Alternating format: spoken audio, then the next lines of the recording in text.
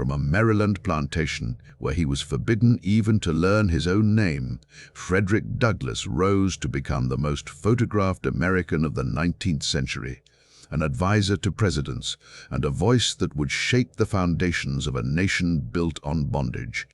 In just 50 years, a boy who could be bought and sold like livestock transformed himself into the conscience of America. This is the story of how one man's hunger for knowledge became a weapon powerful enough to dismantle an empire of oppression.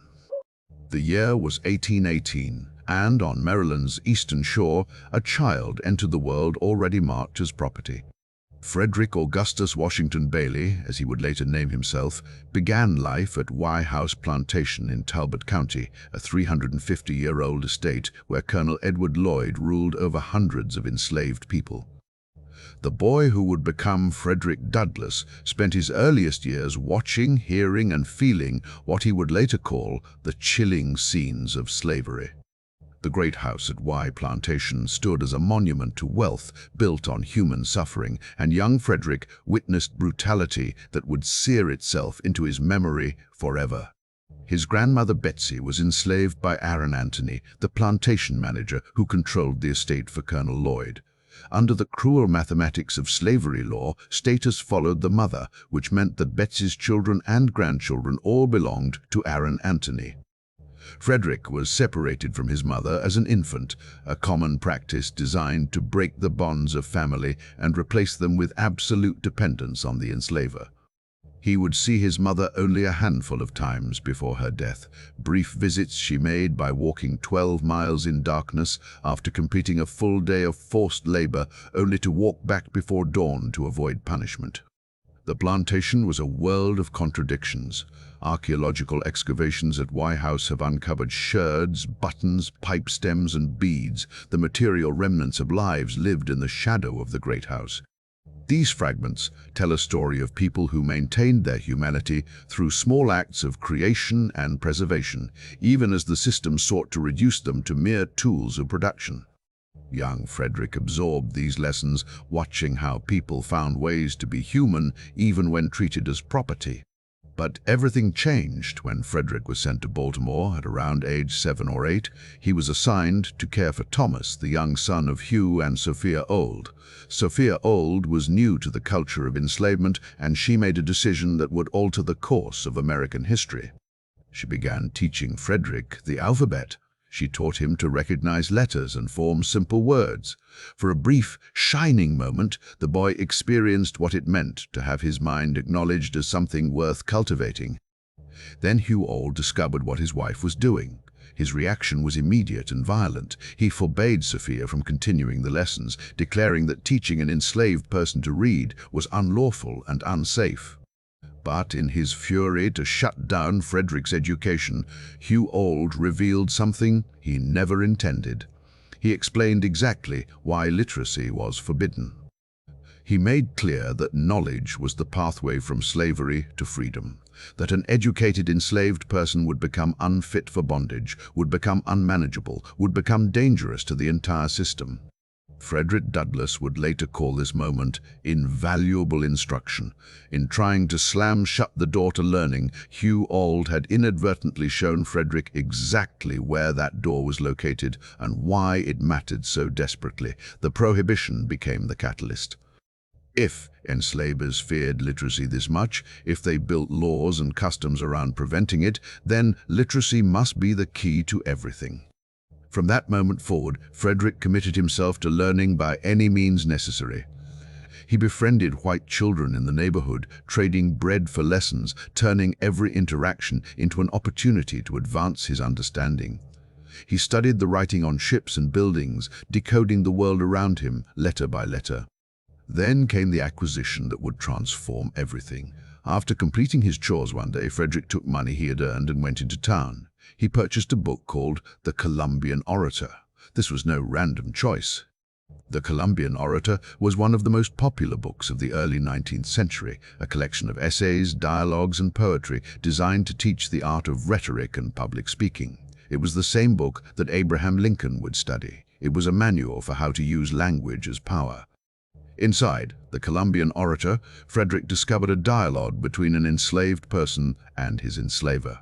In this exchange, the enslaved person systematically dismantled every argument for slavery, using logic and moral reasoning to prove the institution's fundamental injustice. The enslaver in the dialogue, confronted with irrefutable arguments, ultimately freed the person he had held in bondage. Frederick read this dialogue over and over, memorizing not just the words, but the structure of argumentation, the techniques of persuasion, the methods of turning an opponent's logic against them. He was teaching himself to think like an orator, to construct arguments that could withstand scrutiny, to use language as a weapon against the system that sought to silence him. Every spare moment became a classroom. He copied the letters written by ship carpenters, practicing his handwriting. He challenged white boys to writing contests, learning from their techniques. He transformed his entire environment into a university of liberation, with himself as both student and teacher. But knowledge brought a new kind of suffering. The more Frederick understood about freedom, justice, and human rights, the more unbearable his bondage became. He later wrote about this period as a time of profound anguish, when awareness of his condition felt like a curse rather than a blessing. He could see the bars of his cage clearly now, and they seemed more insurmountable than ever. Then came 1834, and Frederick was sent to Edward Covey. Covey had a reputation as a slave breaker, a man hired specifically to crush the spirit of enslaved people considered difficult or unruly. Covey subjected Frederick to systematic physical and psychological abuse, working him to exhaustion, beating him regularly, breaking down his sense of self through relentless brutality. For months, Frederick endured this treatment, feeling his spirit crack under the pressure. But something inside him refused to break completely. One day, after Covey attacked him yet again, Frederick made a decision that would define the rest of his life. He fought back. For approximately 2 hours, Frederick Douglass and Edward Covey engaged in physical combat. Frederick, weakened by months of abuse and malnutrition, nonetheless refused to submit. He blocked blows, he resisted, he stood his ground. Covey never touched him again. More importantly, something fundamental shifted inside Frederick during that fight. He stopped seeing himself as property. He recognized his own manhood, his own human dignity, his own right to defend himself against brutality. This was the internal transformation that would make the external transformation possible. He had reclaimed ownership of himself in the most literal way imaginable. The fight with Covey became the turning point Douglass would reference for the rest of his life. It was the moment when he understood that his freedom was not something to be granted by others, but something he could seize for himself. Now, he just needed to break the physical ones. 4 years later, on September the 3rd, 1838, Frederick made his move. He was 20 years old, and he had been planning his escape with meticulous care. His fiancée, Anna Murray, was a free black woman who risked everything to help him. She sewed a sailor's uniform for his disguise. She provided money for his train ticket north. She gave him contacts who could help once he reached free territory. If caught aiding a fugitive slave, Anna could have lost her freedom, her livelihood, everything, but she believed in Frederick and in the possibility of their future together. Frederick borrowed seaman's protection papers from a friend, documents that certified the bearer as a free black sailor. Disguised in the uniform Anna had made, carrying papers that did not belong to him, Frederick boarded a northbound train. His heart must have pounded as conductors checked documents, as passengers glanced his way, as every moment carried the possibility of discovery and recapture. The journey involved both train and steamboat, a carefully orchestrated series of connections that had to work perfectly. In less than 24 hours, Frederick Bailey completed his transformation into a free man. He made his way to New York and then to New Bedford, Massachusetts, where Anna joined him. They married, and Frederick took a new surname, Douglass, symbolizing his rebirth as a free person. He found work as a laborer, attending abolitionist meetings, and beginning to find his voice in this new world of freedom. If this story of transformation inspires you, like this video to help it reach others who need to see what's possible. Because what happened next would prove that Frederick Douglass's greatest power was not his physical strength or his courage, remarkable as those were. His greatest power was the voice he had been teaching himself to use since the day Sophia Auld first showed him the alphabet. On August 9, 1841, William Lloyd Garrison, the famous abolitionist publisher, heard Frederick speak at a small anti-slavery meeting in New Bedford. Garrison was stunned by the power and eloquence of this young man who had escaped slavery just 3 years earlier. He immediately urged Frederick to speak at a larger gathering, a special summer convention being held by the Massachusetts Anti-Slavery Society on Nantucket Island. On August 12, 1841, Frederick Douglass walked into the Great Hall of the Nantucket Athenaeum. He was terrified. He was a newcomer to public speaking, facing an audience of experienced abolitionists and activists. But when he began to speak, something extraordinary happened. He told his story with a power and authenticity that no one born free could match. He described the reality of slavery not as an abstract moral question, but as lived experience. He spoke of separation from his mother, of watching people beaten, of the systematic dehumanization designed to break the spirit. But he also spoke of resistance, of learning to read despite prohibitions, of fighting back against Edward Covey, of claiming his own freedom. His voice carried the weight of truth that comes only from direct experience. Contemporary accounts describe the audience as electrified, moved to tears and to action by the force of his testimony. William Lloyd Garrison followed Frederick's speech with his own remarks, appealing to the crowd to protect this remarkable young man and to recognize him as representative of all enslaved people. That speech at Nantucket has been called a turning point in the abolitionist movement. It brought the issue of slavery to the forefront of public consciousness in a new way. Here was not a sympathetic white person speaking on behalf of enslaved people, but an escaped slave speaking for himself, demonstrating through his very presence and eloquence that the racist justifications for slavery were lies. If enslavers claimed that black people were intellectually inferior, Frederick Douglass was living proof of the opposite. The Massachusetts Anti-Slavery Society immediately hired him as a lecturer. For the next several years, Frederick traveled throughout the North, speaking to audiences about his experiences and advocating for abolition. His speeches were so powerful, his presence so commanding, that some people questioned whether he had really been enslaved. How could someone so articulate, so educated, so dignified have been a slave? The racist assumptions underlying these questions revealed exactly why his voice was so necessary.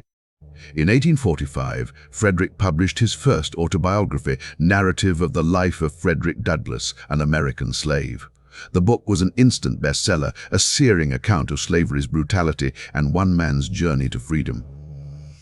But success brought danger. By publishing specific details about his escape and his former enslavers, Frederick had made himself a target for recapture. Under the fugitive slave law, he could be seized and returned to Maryland at any time. So Frederick made a difficult decision. He left his family and sailed to Ireland and Britain for what would become a 2-year tour. He arrived in Ireland during the potato famine, a time of devastating hunger and suffering. Yet even amid their own crisis, Irish audiences embraced Frederick and his message. He delivered speeches in Limerick, Dublin, and throughout the country, drawing parallels between different forms of oppression and building international support for abolition.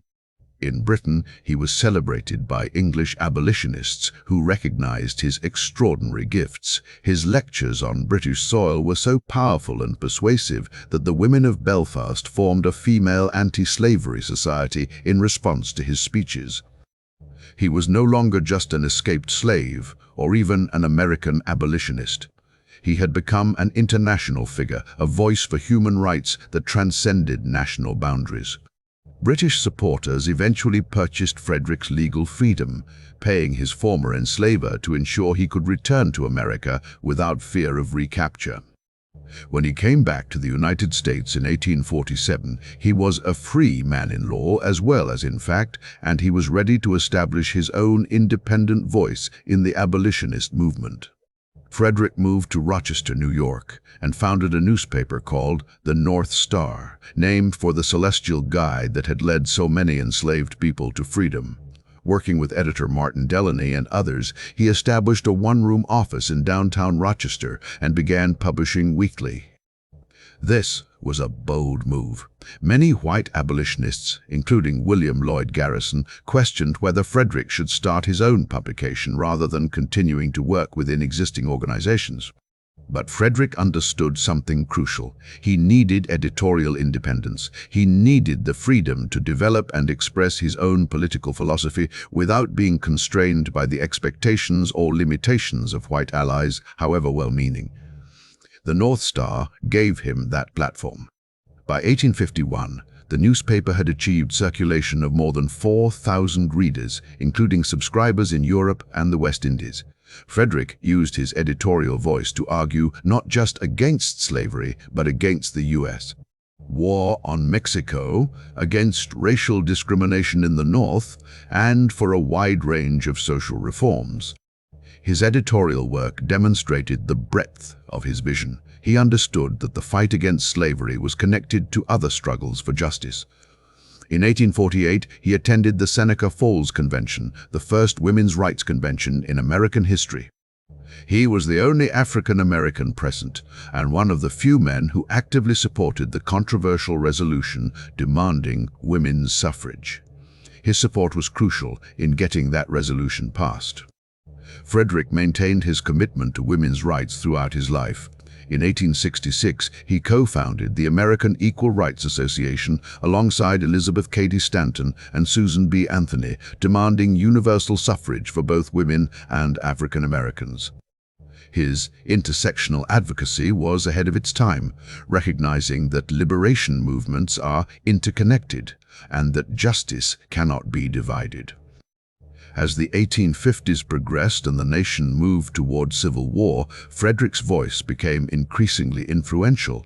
He argued that slavery could not be reformed but must be abolished entirely. He challenged the Fugitive Slave Act, which required Northerners to assist in capturing escaped slaves.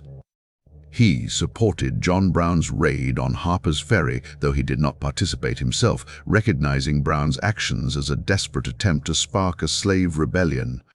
When the Civil War finally began in 1861, Frederick immediately understood what many white Americans did not. This was not just a war to preserve the Union, it had to become a war to end slavery, or it would fail in its deepest purpose. He wrote critically about the war's initial approach, noting that it had been waged on a pro-slavery platform for more than 2 years, treating the conflict as one of reunion rather than liberation. Frederick lobbied tirelessly for the enlistment of black soldiers in the Union Army. He argued that black men must be allowed to fight for their own freedom, that their participation would transform the war's meaning and demonstrate their citizenship. When President Lincoln finally issued the Emancipation Proclamation on January 1, 1863, declaring that all persons held as slaves in rebel territory were henceforth free, Frederick recognized it as the turning point he had been advocating for. He immediately began recruiting black troops for the Union Army. His own sons, Charles and Louis, enlisted in the 54th Massachusetts Infantry, one of the first official black units. Frederick traveled throughout the North, urging black men to take up arms, promising them that their service would prove their equality and secure their rights as citizens. But Frederick also recognized that the Emancipation Proclamation and black military service were not enough. He needed to influence policy directly. Between 1863 and 1865, he met with President Abraham Lincoln 3 times. These meetings were extraordinary. Here was a man born into slavery, sitting in the White House, advising the President of the United States on matters of war and national policy. In these meetings, Frederick urged Lincoln to improve the treatment of African American soldiers, who were paid less than white soldiers and often given inferior equipment. He discussed the 13th Amendment, which would permanently abolish slavery throughout the nation. He even agreed to Lincoln's request that he travel beyond Union lines to urge enslaved people to escape to Union territory, where they would be freed. Lincoln was impressed by Frederick's intelligence, his strategic thinking, and his moral clarity. Historical records show that Lincoln valued Frederick's counsel and that their relationship evolved from one of political necessity to genuine mutual respect.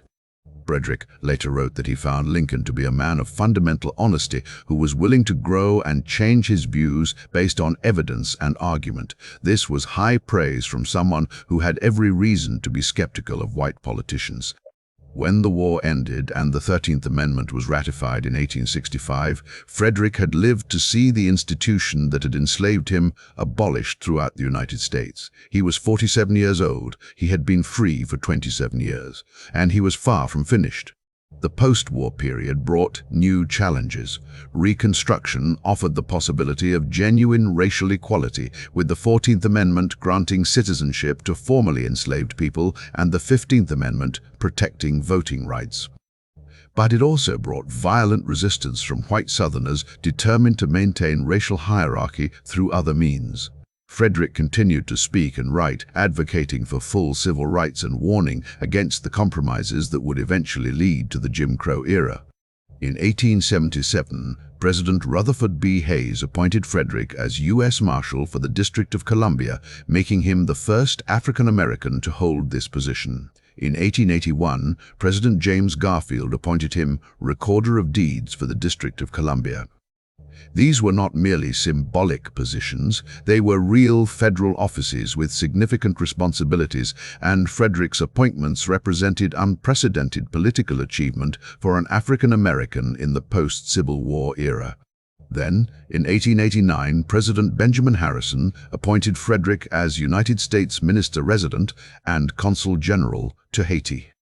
On November 14, 1889, Frederick presented his diplomatic credentials in Port-au-Prince, officially beginning his service as the highest-ranking African-American official in the United States government. He was representing the United States to the first Black Republic in the Western Hemisphere, a nation founded by formerly enslaved people who had won their independence through revolution. The appointment was both an honor and a challenge. Frederick served for approximately 18 months before resigning in July 1891, frustrated by conflicts between his role as diplomat and his sympathies with Haiti's interests. But the significance of his appointment cannot be overstated. A man born into slavery had risen to represent the United States government on the international stage. Throughout these decades, Frederick continued to write and speak. He published 2 more autobiographies, My Bondage and My Freedom in 1855, and Life and Times of Frederick Douglass in 1881, each expanding on his earlier narrative and reflecting on his continued evolution. He became the most photographed American of the 19th century, sitting for more portraits than even Abraham Lincoln. He understood the power of images and used photography strategically to counter racist caricatures and present himself as dignified, intellectual, and fully human. Biographers note that Frederick was deliberate about his public image, recognizing that every photograph, every speech, every public appearance was an argument against the ideology of white supremacy. His very existence, his achievements, his eloquence all served as evidence that the racist justifications for slavery and discrimination were lies. Frederick's influence extended beyond politics and into culture. His autobiographies became foundational texts in American literature, studied for their literary merit as well as their historical significance. His speeches were collected and analyzed as masterworks of rhetoric. He had transformed himself from an enslaved person forbidden to read into one of the most important writers and orators in American history. On February 20, 1895, Frederick Douglass attended a meeting of the National Council of Women in Washington, D.C. He returned home that evening, told his wife Anna about the meeting, and collapsed. He died that night at the age of 77. News of his death spread quickly, and tributes poured in from across the nation and around the world. He was mourned as a giant of American history, a man who had helped reshape the nation's understanding of freedom, equality, and human dignity. Contemporary accounts reveal the profound impact of his loss.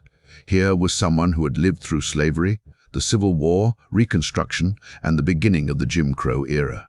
He had known the worst of America and had dedicated his life to calling the nation toward its best ideals.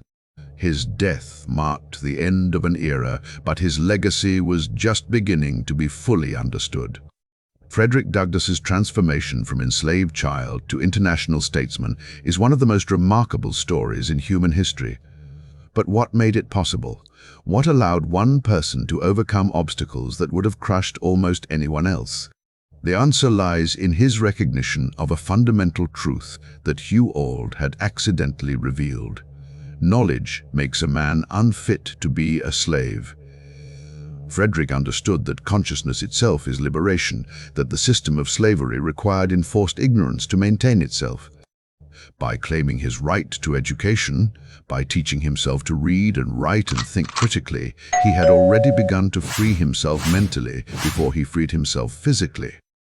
But he also understood that individual liberation was not enough. He spent the rest of his life working to dismantle the systems that had enslaved him, to secure rights and dignity for all people regardless of race or gender. His transformation was not just personal, but political, not just individual, but collective. Frederick's story demonstrates that transformation often requires both individual courage and communal support. Fellow activists and writers collaborated with him on newspapers and organizations. His transformation was enabled by a network of people who believed in the possibility of change. His life also reveals the power of strategic self-education. He didn't just learn to read, he studied rhetoric, he analyzed arguments, he practiced oratory. He turned himself into a weapon against the system that had tried to destroy him, using the tools of language and logic that enslavers had tried to keep from him. Perhaps most importantly, Frederick's story shows that transformation is not a single moment, but a continuous process. The fight with Edward Covey was a turning point, but it was not the end of his journey. His escape to freedom was a triumph, but it was not the completion of his transformation. Every speech, every article, every political appointment represented another stage in his ongoing evolution from enslaved person to free man, to leader, to statesman. He never stopped growing, never stopped learning, never stopped pushing himself and his nation toward greater justice. Even in his 70s, he was attending women's rights meetings, speaking out against lynching, writing about the ongoing struggle for equality. His transformation was lifelong because he understood that the work of justice is never finished. What limitations in your own life might actually be the fuel for your greatest transformation? Frederick Douglass faced obstacles that seem insurmountable from our perspective. He was born into a system designed to crush his humanity, forbidden by law from learning to read, subject to violence and brutality, hunted as a fugitive even after his escape. Yet he transformed himself into one of the most influential Americans who ever lived.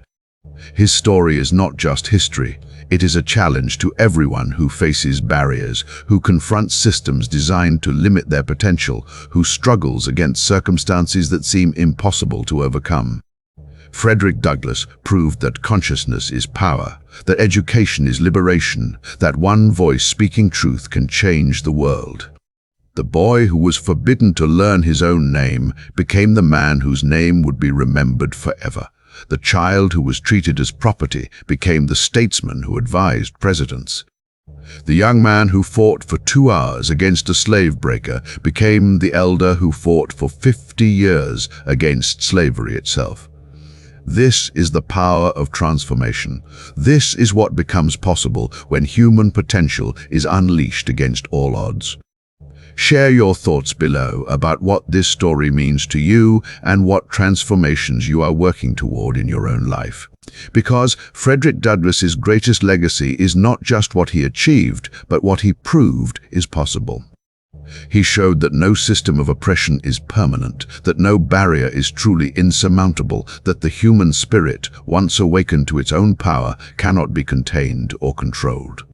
From the plantation to the White House, from slavery to statesmanship, from silence to a voice that still echoes through history, Frederick Douglass transformed not just himself, but the entire nation. And his story continues to transform everyone who encounters it, reminding us that our greatest limitations might be the very things that forge our greatest strengths.